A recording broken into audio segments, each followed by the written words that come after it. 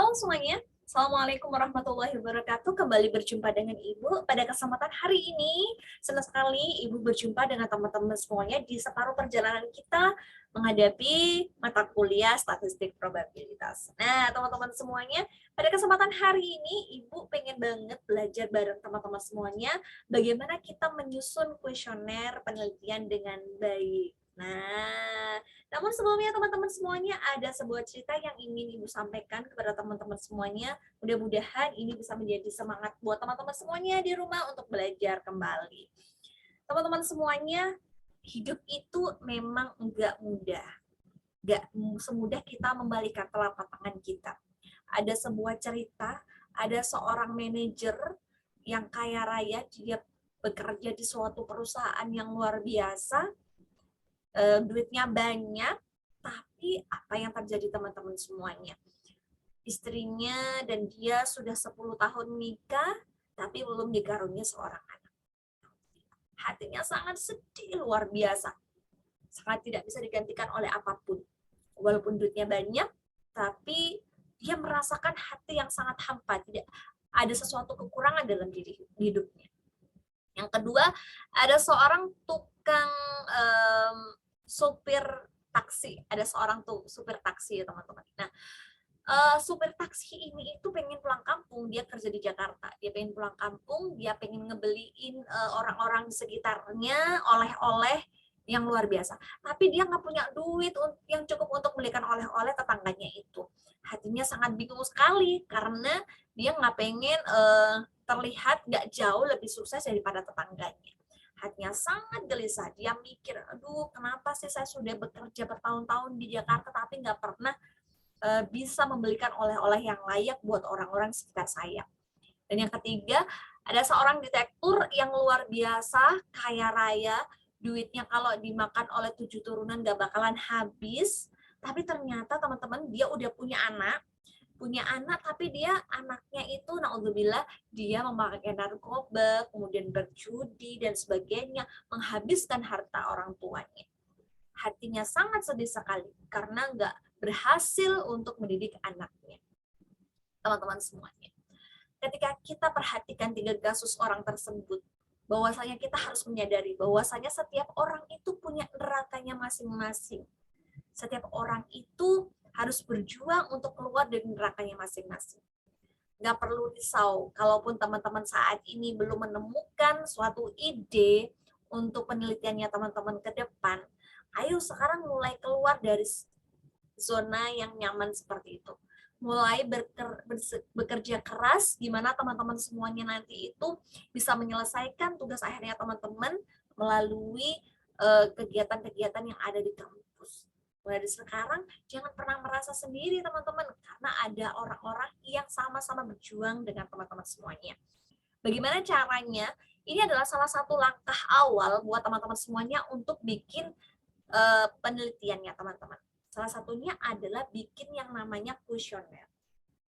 Teman-teman, yang kita tahu bahwasannya banyak banget teman-teman kuesioner itu berdatangan dari orang-orang di sekitar kita yang dimana kuesioner itu nggak tahu kita harus seperti apa. Banyak banget beredar kuesioner yang jawabannya itu malah menyusahkan orang yang menjawab. Kenapa seperti itu? Karena memang pertanyaan-pertanyaannya itu tidak menjurus dan tidak sesuai dengan langkah-langkah dalam penelitian. Kalau teman-teman semuanya ingin sukses dalam membuat langkah-langkah penelitian, khususnya kuesioner ya teman-teman semuanya ya, teman-teman juga harus tahu bahwasanya untuk bikin suatu penelitian yang bagus, itu juga perlu tahu langkah-langkahnya. Yang pertama, teman-teman harus ngapain dulu? Benar, observasi. Observasi ini adalah suatu pengumpulan data melalui pengamatan dan pencatatan oleh pengumpul data. Di mana nanti itu kita melihat gejala-gejalanya itu seperti apa, kita selidiki dan objek penelitiannya seperti apa. Nah, kalau teman-teman tahu nih dari observasi ini, nanti akan memunculkan yang namanya kuesioner. Bagaimanakah sifat dari observasi ini? tidak ada interaksi antara objek yang diamati dengan pengamat atau pengumpul data. Sehingga kalau kita mau melakukan observasi ini benar-benar terhadap objek yang kita lakukan, nggak ada kong kali kong, teman-teman. Jadi ketika teman-teman melakukan observasi, benar-benar subjektifnya jalan. Contohnya nih, observasi tentang jumlah kendaraan lewat di jalan tol. Nah, ketika teman-teman lihat sebenarnya apa sih fungsinya untuk observasi tentang jumlah kendaraan, itu banyak banget teman-teman untuk melihat sejauh mana sih nanti itu supaya nggak terjadi kemacetan, maka nanti kira-kira berapa panjang antriannya untuk kartu e-tolnya itu di storein gitu misalkan ya. Nah, itu adalah salah satu caranya. Observasinya seperti apa? Selain itu misalkan tentang pengunjung swalayan misalkan. Nah, ketika teman-teman sudah punya pikiran untuk mengobservasi tersebut, fungsinya untuk apa? Satu teman-teman, ketika adanya suatu observasi pasti akan muncul yang namanya kebijakan baru. Kalau teman-teman sudah ada yang namanya muncul kebijakan baru, nanti bakalan teman-teman bisa merasakan kira-kira itu nanti untuk apa gitu. Jadi nggak usah takut teman-teman, dengan adanya observasi itu akan membuat kita, penelitian kita jadi lebih mudah. Nah, sebenarnya apa sih, kenapa kok perlu banget dengan ada yang namanya observasi itu? Ada beberapa kelebihan teman-teman. Yang pertama, data yang kita peroleh itu update, baru, nggak basi. Kenapa? Karena yang diperoleh dari keadaan yang terjadi pada saat itu. Seperti itu. Nah, yang kedua, datanya itu objektif, jujur, nggak ada yang namanya kong kali kong. Kenapa? Karena objek yang kita teliti itu atau respondennya itu tidak mempengaruhi dari pengumpul datanya. Jadi untuk dimanipulasi itu sangat kecil sekali. Namun teman-teman semuanya, kalau ada kelebihan pasti ada kekurangannya. Kelemahannya apa? Pasti perlu waktu yang panjang. Nah, ketika teman-teman semuanya mengumpulkan kuesioner, kemudian disebar, itu kan membutuhkan waktu yang sangat panjang. Kemudian diteliti, itu butuh waktu yang lama banget. Selain itu, nggak bisa digunakan untuk pengumpulan data masa lalu, karena datanya tuh update sekarang. Gitu. Yang berikutnya, tidak dapat digunakan untuk pengumpulan data yang berkaitan dengan sikap dan motivasi serta perilaku responden. Kenapa? Kecuali teman-teman mau tahu nih ya, bagaimana sih tanggapan orang. Kalau tanggapan orang itu berarti bukan kuesioner ya, tapi memang itu kita menyuruh orang untuk mengisi tanggapannya seperti apa. Nah, seperti itu. Itu kelemahan dari observasi teman-teman. Tapi, bagaimana ketika kita sudah observasi? Apa yang harus kita lakukan? Survei. Nah, dari survei ini teman-teman semuanya nanti pengumpulan datanya itu menggunakan daftar-daftar pertanyaan yang disebut dengan kuesioner. Nah, di sini nanti teman-teman bakalan tahu kira-kira kuesioner seperti apa yang akan kita buat untuk penelitian kita, dan nanti biar teman-teman lebih mudah untuk membuatnya. Cara buatnya adalah, kalau teman-teman bikin ya, bisa tatap muka langsung, ya, menemui orangnya langsung, atau kalau nggak itu melalui telepon bisa, melalui pos juga bisa. Sifatnya apa? Pasti harus ada interaksinya teman-teman. Nah, kalau teman-teman pengen tahu juga bagaimana caranya, nah kita harus tahu juga bagaimana kelebihannya. Kalau survei itu datanya otentik teman-teman, jujur. Kenapa? Karena memang datanya dari responden langsung dengan kuesioner tersebut, nggak dibuat-buat. Yang kedua, bisa digunakan untuk pengumpulan data. Tadi bedanya dengan observasi, kalau ini bisa digunakan untuk pengumpulan data lingkup yang lebih luas lagi. Yang berikutnya adalah dalam hal tertentu efisien dan penggunaan waktu pengumpulan data. Pasti kalau ada yang namanya kelebihan, pasti juga ada yang namanya kelemahan. Apa kelemahannya? Ada informasi terselubung, teman-teman. Kenapa? Karena berkaitan dengan sifat, motivasi, perilaku responden. Kalau observasi tadi tidak. Kalau ini ada informasi terselubung yang nggak kita ketahui. Respondennya kadang tidak menjawab. Karena apa? Ya itu tadi, hubungannya dengan sifat, motivasi. Kayak gitu. Sehingga kalau misalkan teman-teman mau bikin kuesioner, teman-teman semuanya juga harus melihat siapa sih yang bakalan menerima kuesioner saya, siapa sih yang bakalan ngisi, dan apa tujuannya. Berikutnya, respondennya terlalu dibatasi oleh jawaban-jawaban tertentu dan sering tidak mengembalikan respon kuesionernya. Kita cuma nyebar dan sebagainya, kadang nggak diisi, nggak dikembalikan, seperti itu.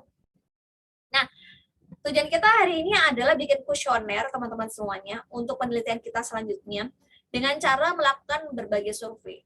Bagaimana caranya? Siapin dulu teman-teman bagaimana merancang kuesioner yang baik dan benar itu. Teman-teman harus melakukan langkah-langkah ini. Yang pertama, deskripsikan dulu siapa yang bakalan ngisi. Itu berkaitan dengan tujuannya. Tujuan pembuatan kuesioner itu apa? Kemudian nanti itu maksudnya kuesioner itu mau diberikan kepada siapa. Setelah itu, buat memudahkan teman-teman semuanya bikin kuesioner, bikinlah daftar pertanyaan. Karena nanti sebelum teman-teman bikin dan sebarkan, teman-teman harus tahu. Nah, kalau udah tahu daftar pertanyaannya, teman-teman harus tahu nih, bikinlah kode jawaban. Kira-kira kode jawabannya seperti apa? Selain itu, juga petunjuk menjawab pertanyaannya seperti apa. Ini penting banget karena orang kadang nggak baca, misalkan harus di dicentang atau disilang, kan kita nggak tahu juga. Nah, bagaimana seperti itu? Nah, setelah itu teman-teman harus uji coba. Nanti teman-teman semuanya kalau udah diuji coba, teman-teman semuanya bakalan dapat data sementara, di mana nanti datanya itu bakalan kita uji validitas dan reliabilitasnya. Nah, kalau uji validitas dan reliabilitasnya udah memenuhi, menggunakan SPSS yang akan kita gunakan, itu akan memudahkan kita untuk membaginya. Karena nanti setelah datanya diperoleh, itu memudahkan teman-teman semuanya untuk bikin penelitian. Nah, apa sih sebenarnya kuesioner yang baik itu ada apa saja? Yang pertama, petunjuknya jelas. Apa sih maksud dan tujuannya bikin kuesioner itu? Yang kedua, bagaimana petunjuk untuk mengisinya seperti apa? Karena kalau teman-teman enggak ngasih petunjuk, orangnya juga bakalan susah. Yang ketiga, itu adalah menggunakan kalimatnya yang mudah dimengerti. Jangan bikin sesuatu yang susah-susah untuk dimengerti, karena itu akan menyulitkan teman-teman sendiri. Karena itu semua bakalan membuat orang yang mengisi jadi malas dan nggak bakalan ngembaliin kuesioner. Yang ketiga adalah menghindari pertanyaan yang nggak jelas, nggak perlu dan nggak relevan, itu nggak usah dipakai. Hindari pertanyaan sugestif. Kemudian juga urutkan pertanyaan yang logis dan sistematis, biar nanti orang itu dari A ke B ke C dan seterusnya, kayak gitu. Yang terakhir ini sangat urgent, merahasiakan identitas responden. Kenapa? Ya karena ini kan posisinya ini dari orang yang mengisi udah percaya ke kita bahwasanya mereka akan memberikan data yang jelas kepada kita. Jadi rahasiakan seperti itu. Ada apa saja? Nah, selain kuesioner tadi, kita juga ada yang namanya interview atau wawancara. Lah, kalau wawancara ini lebih mudah daripada kuesioner karena kita langsung ngomong langsung, ya kan? Kenapa? Kita untuk wawancara pun itu juga perlu sistem-sistemnya. Di antaranya yaitu teman-teman harus nerangin apa maksudnya dari wawancara. Perkenalkan dulu kalian seperti apa, kemudian maksudnya kalian wawancara apa, terus jelasin teman-teman respondennya itu dipilih kenapa gitu, identitasnya itu seperti apa, dan jelaskan sifat wawancaranya nanti itu mau terbuka atau tertutup. Maksudnya apa sih, rahasia atau enggak gitu. Jadi teman-teman semuanya, itu tadi ya sedikit beberapa yang teman-teman perlu tahu. Ini komponen wawancara. Kalau teman-teman dalam wawancara, teman-teman harus tahu situasinya, wawancaranya siapa, respondennya siapa, dan pematerinya siapa. Jadi ketika teman-teman semuanya siapa sih pewawancara, dia orang yang melakukan wawancara. Harus tahu karakteristik sosialnya seperti apa, kemampuan kalian untuk ngomong seperti apa, motivasi kalian untuk wawancara itu apa, dan rasa amannya seperti apa. Nah, itu adalah komponen dari yang mempengaruhi dari kualitas wawancara. Nah, nanti ketika teman-teman semuanya udah selesai wawancara, harus bereksperimen atau percobaan. Tahap-tahapnya apa? Identifikasi semua variabel yang relevan. Jadi setelah teman-teman habis kuesioner, kemudian wawancara, dapat data kan? Kalau udah dapat data, percobaan ini identifikasi. Nanti variabelnya apa saja. Selain itu, alat ukur untuk instrumennya yang dipakai itu udah oke apa belum, udah reliable apa belum, udah valid apa belum. Nah, itu. Nanti teman-teman semuanya tugas kita adalah bikin sebuah kuesioner dulu. Tujuannya apa? Kita nanti mau bikin alat untuk penelitian kita, yaitu kuesioner. Jadi, kuesioner kita buatnya adalah dalam kuesioner terbuka, teman-teman. Jangan kuesioner terbuka. Sebenarnya kuesioner dibedakan menjadi dua. Kuesioner yang terbuka dan tertutup.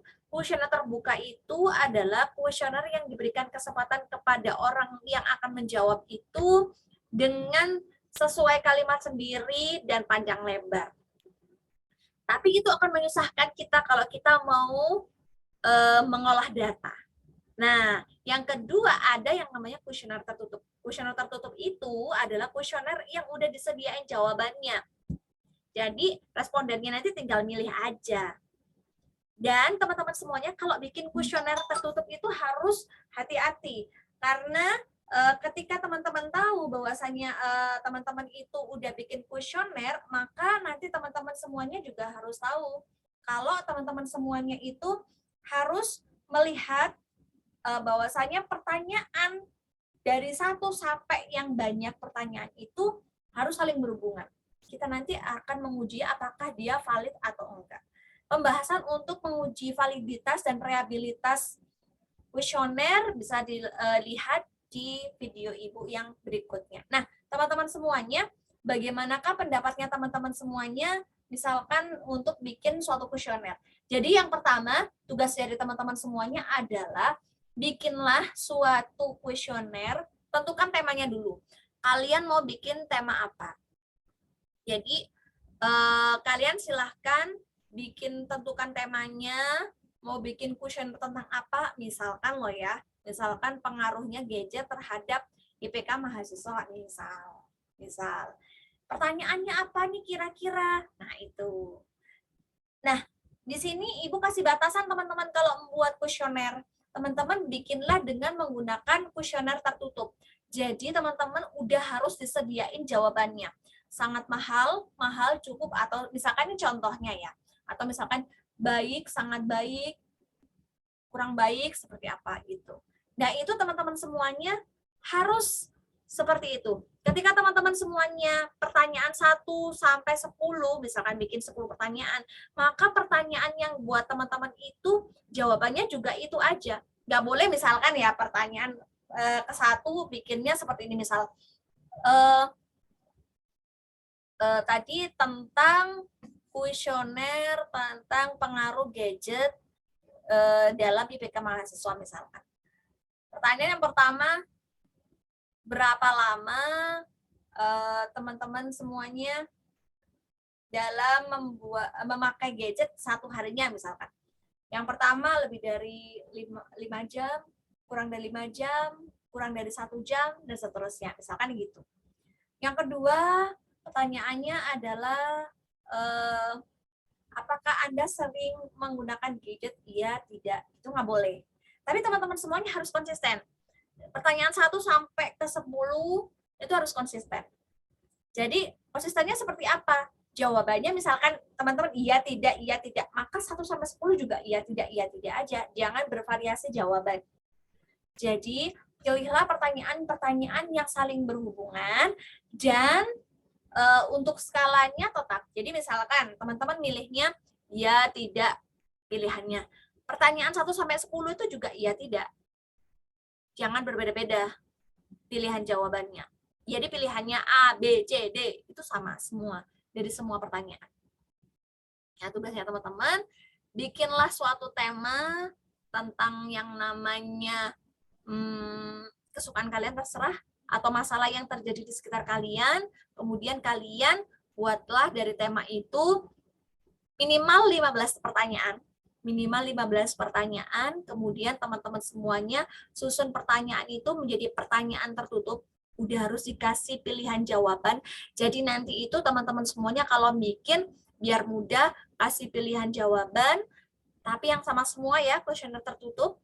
Dan kemudian nanti bisa dikumpulkan terlebih dahulu di Ibu tentang kuesionernya ini. Setelah itu kita bakalan masuk di uji validitas dan reliabilitas di pertemuan berikutnya. Demikian teman-teman semuanya, Ibu akan lampirkan contoh dari pembuatan kuesionernya. Terima kasih. Assalamualaikum warahmatullahi wabarakatuh.